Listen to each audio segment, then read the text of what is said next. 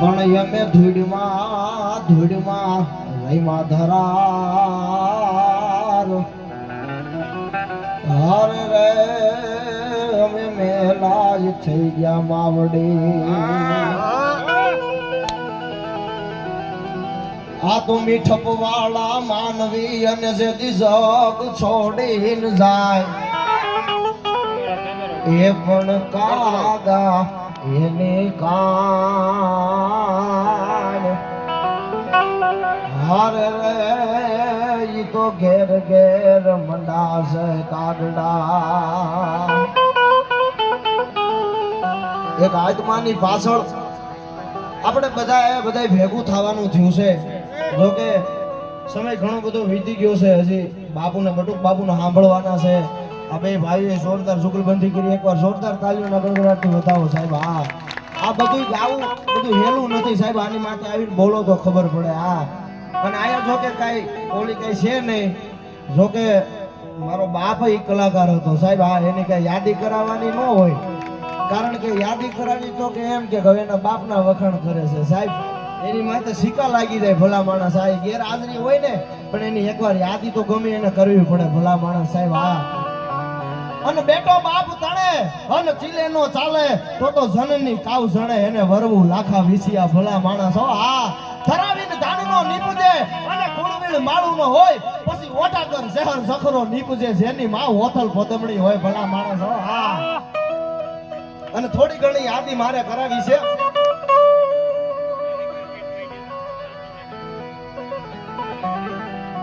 કે પ્રોઢ સિંધો પરે જુગતી પશ્ચિમે મધ્યમાં એશિયાની ગટારી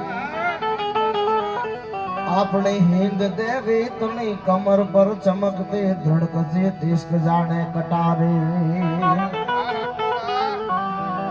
મારી મોગલ માં ધીંગો ધણી અને મોગલ માને બાપ પણ હજાને તાગા સૌ સુખી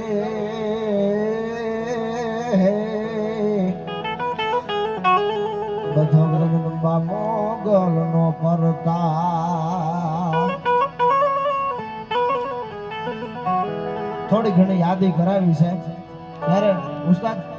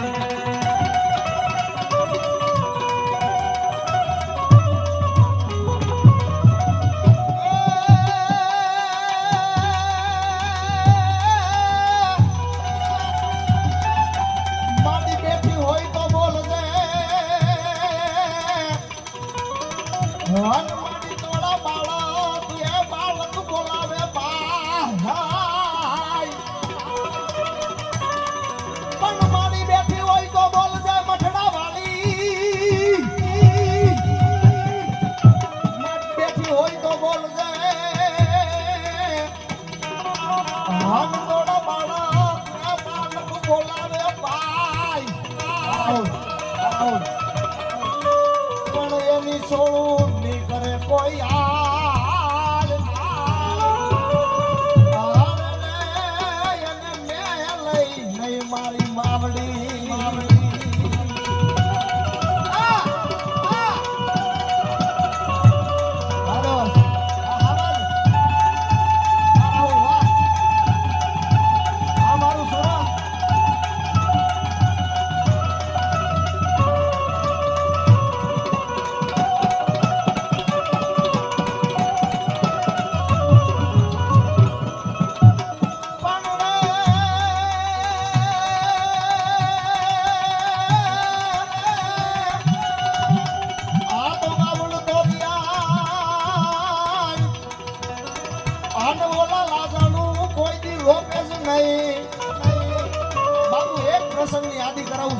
ગોયશાળાનું પાદર અને માં આવડ જોગડ ચોગડ વીજભાઈ સાસલ હોલ અને ખોડિયાર હાથાત બેનું મામણીયા ચારણિયા ઉતરી છે અને એમાં નદીને કાંઠે રમતું રમે ને ભાઈ મેરખિયાને હરફ રસ થયો ને તો આવડ બેને કીધું કે બેન જાનબાઈ હવે ઘરે જાઉં તો હવે બાબુ ખરેખર ખીલા હે પણ તારે આનો ઇતિહાસ ઈ રચવો પડશે કે અમીનો કૂપો લેવા હાટું પાતાળમાં જવું પડશે અને તોય આવડે કીધું કે હે બેન જાનબાઈ તું જા અને મારા ભેળિયાની આઈસ આમ કરીને આમ કરી દઉં અને આબુમાં 2 કલાક હુરતની આંખામાં દઉં તો ચારણ જગદંબા ન કરે ભલા માણસ હા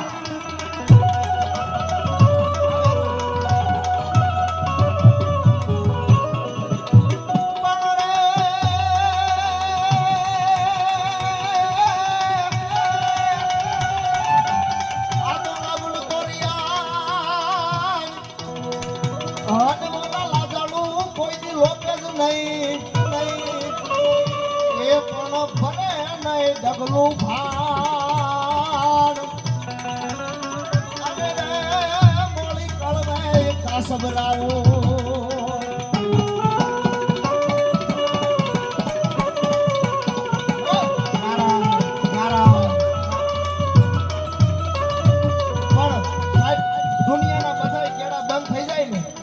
કોઈ વારું કરે એમ ન હોય ને તેથી એકવાર ખોડિયાર હામું મીટ માંડોલ ભલા માણા આવીને ઊભીને ન તો ચારણ જગદંબા ન કહે ભલા માણસ હો અને શક્તિને કેવી રીતે યાદ કરાય માડિયા આકાશ પાતાળ તો ધારિયા પાર માડિયા આકાશ પાતાળ તો ધારિયા પાર કાદસુરા નર પાય ન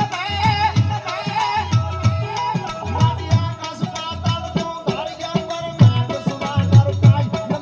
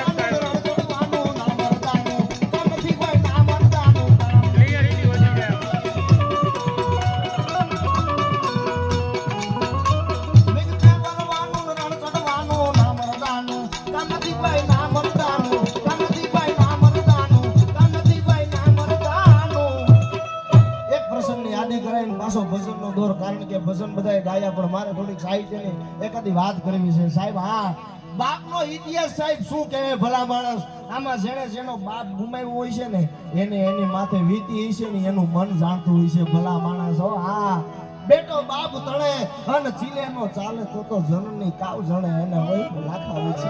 હા, એક પ્રસંગની મારે યાદી કરાવી છે સાહેબ. બાપ શું કહેવાય. હા, એક ગામની માલપા પાદરની માલપા એક કૂવો અને બરોબર 4-5 છોકરા કૂવાને ફરતે રમીતું રમે. સાહેબ આ ઇતિહાસ સાંભળજો. હા, કારણ કે ભજન તો મારા બાપા બોલતા નહીં તો સાહેબ એનું ગજવું હું તો પોગી ન હોકું હજી એના સુધી. પણ આ માતાજીની અસીમ કૃપા થઈ છે આવી બધી વાતો કરું છું સાહેબ. હા, ઈ ગામના પાદરમાં એક કૂવો અને 2-3 છોકરાઓ બધા રમતા હતા અને માં 1-2 ભાઈબંધ મસ્કરીએ સડી ગયા ને તો ઈ છોકરાનું પાકીટ લઈને કૂવામાં નાખી દીધું. આ સાંભળજો, પ્રસંગ બહુ સમજવા જેવો છે.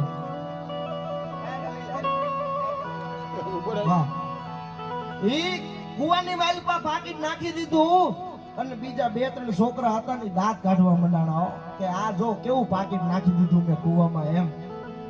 અને પછી ઈ વાત ઈ દીકરાએ કોઈને કરી નહીં, ઘરે બાપને એકથી વિયો ગયો, કોઈને કરી નહીં. પણ તઈ પછી બીજે દિવસે બાપુને કીધું, બાપુ આ અમે કૂવાને કાંઠે 2-5 જુવાનડા રમતા હતા ને એમાં એક છોકરાએ મારું પાકીટ નાખી દીધું અને કૂવામાં હવે કોઈ ઉતરે એવું છે નહીં. તો કે કાંઈ વાંધો નહીં બેટા, આપણે જઈને લઈ આવશું પાકીટ. કંદારો ઉપાધિ શું કરે છે સાહેબ. જેનો બાપ હોય ને એનો પડકારો ભલા માણા એના બાપનો આગું હોય, એમાં બીજી કાંઈ વાત ન આવે.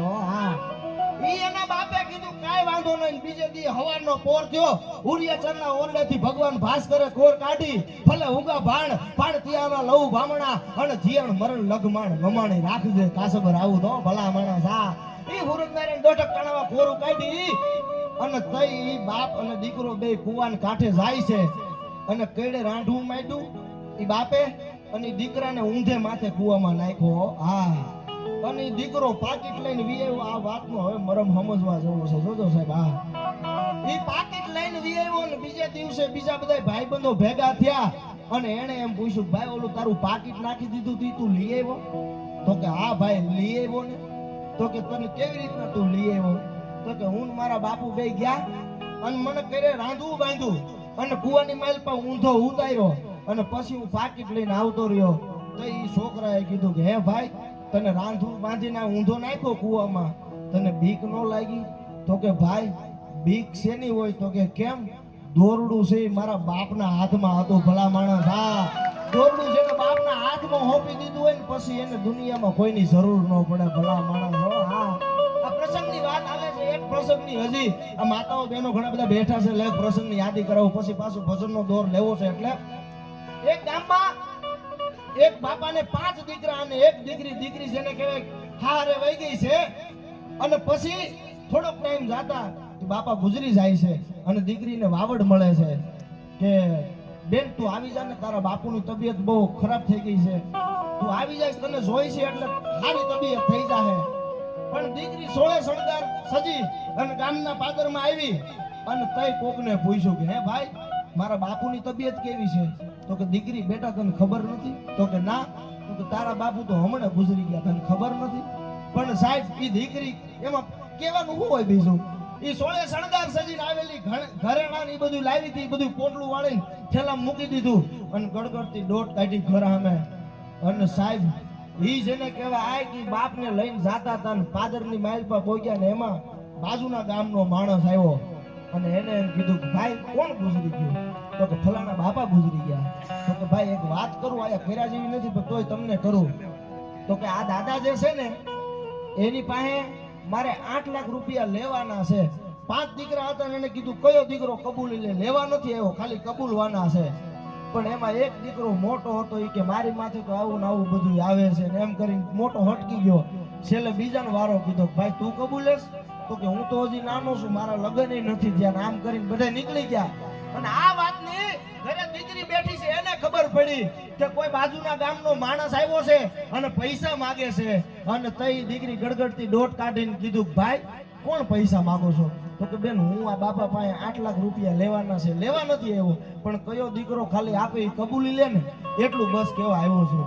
તો કે ભાઈ સાંભળો, આ 8 લાખ રૂપિયાના ઘરેણા છે, પણ તમે આ 5 લાખ લેખે રૂપિયા રાખજો, 5 લાખ લેખે આ ઘરેણા રાખજો, પણ મારા બાપને અગ્નિદા દેવા જવા દો. હું આ દીકરી બોલું છું, ભલા માણસ હો. હા, અને તોય સાહેબ ઈ માણા આવ્યો તો ને, એને આંખમાં આહુડાની ધાર થઈ ગઈ, અને તોય એમ કીધું કે બેન તને વંદન છે. તો કે હવે તું મારી વાત સાંભળ. અને પાંચેય દીકરાને કીધું ભોગા તમે સાંભળો. આ મારે જે દાદા છે ને, એની પાસે મારે 8 લાખ રૂપિયા લેવાના નહોતા, પણ દેવાના હતા. હું વારસદાર ગોતતો તો કોને દેવા, ભલા માણસ. લેવાના નહોતા, મારે દેવાના હતા, ભલા માણસ. સાહેબ આ જે બાપ દીકરીનો હેત છે ને, એ તો ભગવાને સમય જોઈને ઘડેલો છે, ભલા માણસ. હા, અને એકાદી કડી આ બધા ડાયરાનો ભાવ છે, ભાઈ વાયરલ થઈ છે, પણ જો કે સમય આયા ભાવ એવો નથી. પણ ભાઈની એકાદી યાદી છે. મંગલ ઘડી મે માન થઈ અને મલક હવાવી મળે, હોગાવાલા બહુ કોઈ પણ મારા ભાઈઓ વિનાનું નો ભળે. અને એનો દેખાય પ્રસંગ દુબળો અને ઉડે કાળા કાગડા. જાજા હોગા હોય જગતમાં પણ આપડા ભાઈ આપડા. જાજા હોગા હોય જગતમાં પણ આપડા. આપણે એક કડીની છેલ્લી યાદી કરાવું. એ ઝૂંપડી હે કોક તો જાજો, અને એના મહેમાન તો થાજો. ઝૂંપડીએ કોક તો જાજો, અને એના મહેમાન તો થાજો. ઝૂંપડી એની એ જે દિહાબ છે નાની, અને આ ભજે ઉડો વાવકાર. ભલે નહીં ઉજળાય ના અંગ રે, ભલે નહીં ઉજળાય ના, પણ દિલ જોઈ જો દરિયાવ. ઝૂંપડીએ કોક તો જાજો, અને એના મહેમાન તો થાજો, એના મહેમાન તો થાજો. બોલીએ રામચંદ્ર ભગવાન કી જય. હવે આપણે બટુક બાપુને કેવી પધારો બાપુ. તમને દેશી ભજનનો આનંદ કરો. હું ઘડીક બેઠું, મારે કમટીએ જવાનું. આ બીજો રાઉન્ડ આવ્યા છે, ત્રીજો કમટીએ જવાનું છે, એટલે હવે તમને ઘડીક સાંભળી પછી અમારી રજા લેવી. પધારો બટુક બાપુને કોઈ જોરદાર તાલીઓના ગડગડાટથી વધાવો સાહેબ. હા, વાહ દોસ્ત વાહ.